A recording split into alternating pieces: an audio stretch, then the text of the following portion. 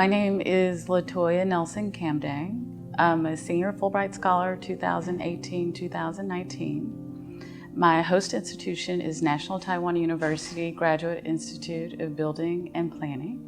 My home institution is Pratt Institute Department of Interior Design.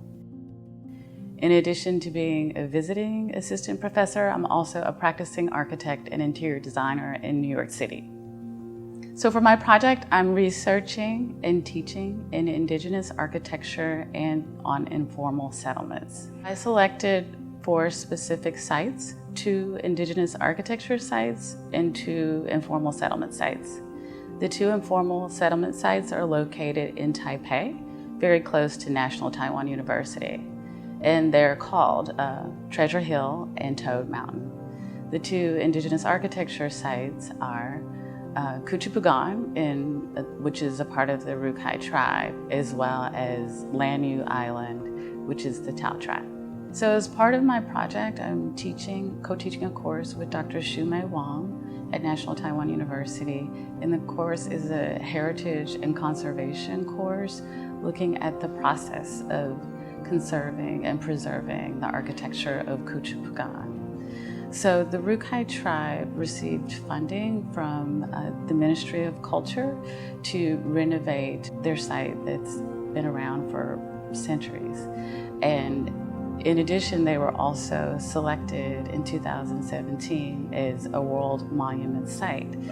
So the course was designed really as a participatory planning course where we're really talking to the community about their thoughts about conservation and preservation, and then finding a path forward for this preservation process over the next 10 years. So really developing kind of a strategic plan for planning and design and how you adapt but also preserve. Currently, the commercial and residential construction sectors accounts for 39% of carbon emissions and 40% of commercial waste. Local materials is a concept that's been around clearly since the 1600s, but I think access to technology, access to quicker shipping strategies, the profession, construction, architecture, and developers started to broaden out and get materials from so many places.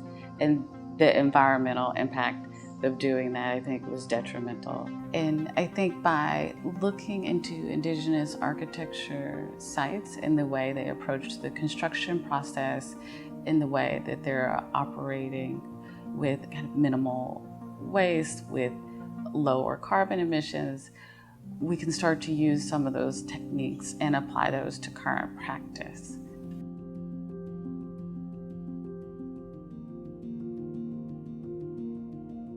During my time here, I was able to work with professors here at National Taiwan University, but also visiting and presenting at seminars at Dongyu University in Busan, South Korea, as well as Hong Kong Baptist University. In our conversation, we found that our cities are experiencing some similar issues regarding displacement and gentrification, and how we begin to talk about those globally and share information, I think, is very critical.